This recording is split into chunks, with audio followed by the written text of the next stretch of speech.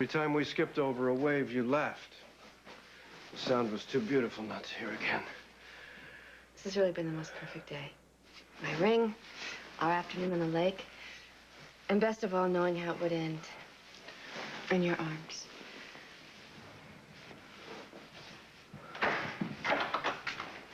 You're back. I've been waiting for you all day. Well, why? Did something happen? Well, no, I came home and Birch said that you'd taken the boat out, but that was about 11 o'clock this morning. Well, I took Catherine for a birthday lunch. We lost track of time. Birthday, that's right. Congratulations. Thank you.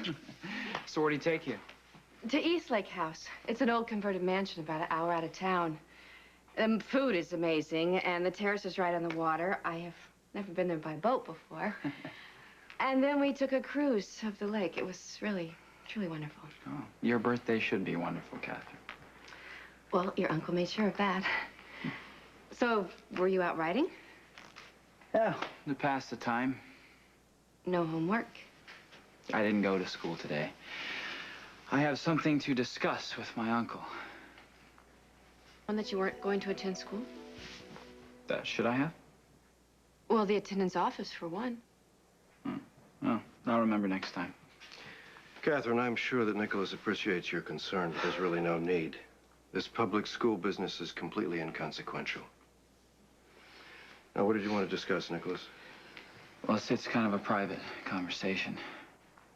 That's all right. I can wait in the living room. I'm sorry. No, please. Just let me know when you're finished.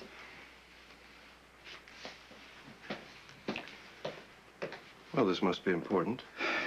Very. How much did we have to do with Steve Hardy's death? This. Someone has accused me of murdering Steve Hardy. No, of contributing to his death. Niceties of vocabulary are irrelevant here, Nicholas. It's clear you've been told I killed the man. By whom? That doesn't matter. No, it certainly does. If it were a Spencer, you'd ignore it. Did Audrey Hardy say this to you? No. I'd prefer you didn't lie. I'm not lying. Her granddaughters heard it from somewhere. Apparently, it's a common rumor. I mean, yes, they did go to Audrey, and she didn't deny it. Have you spoken to her? No, I wanted to ask you first. Well, thank you. But why?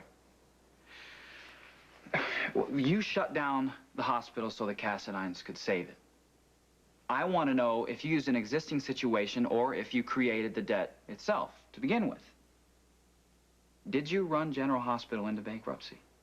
What if I had? Well, if that's true, then that would have raised Steve Hardy's stress level, therefore contributing to his heart attack. Wouldn't it have been simpler to poison him? Look, I know you didn't set out to kill the man, okay? I mean, the hospital was a way to control Laura, a means to an end. I mean, how many times have you told me that to sacrifice anything outside the family is incidental? As you know, Nicholas, I had Laura under surveillance for many years, waiting, misguidedly, for the chance to reunite her with you and her mother. The opportunity presented itself when Leslie Liu fell ill. Something I had no control over. Yes, I turned it to my advantage, but I also made it possible for you to save the child's life. By the time we arrived in this city, General Hospital was already insolvent. Dr. Hardy was an admirable man who unfortunately invested a disproportionate amount of the hospital's endowment on research and state-of-the-art equipment. He precipitated a crisis which I ultimately exploited, yes. But I had nothing to do with his death.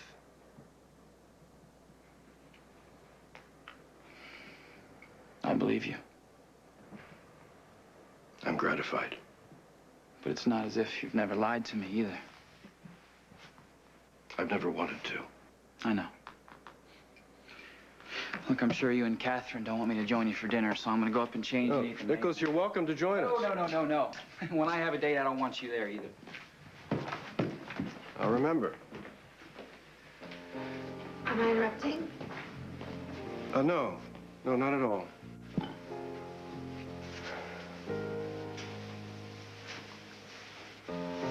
Are you ready for your birthday surprise? I can't stay.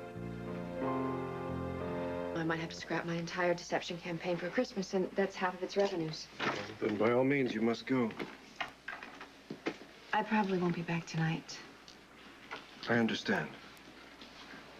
but it'll happen soon. Thank you for the most magnificent birthday.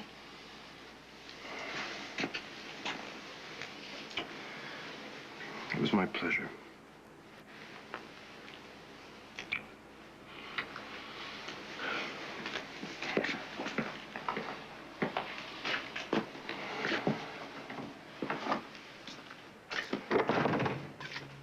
How much did you hear?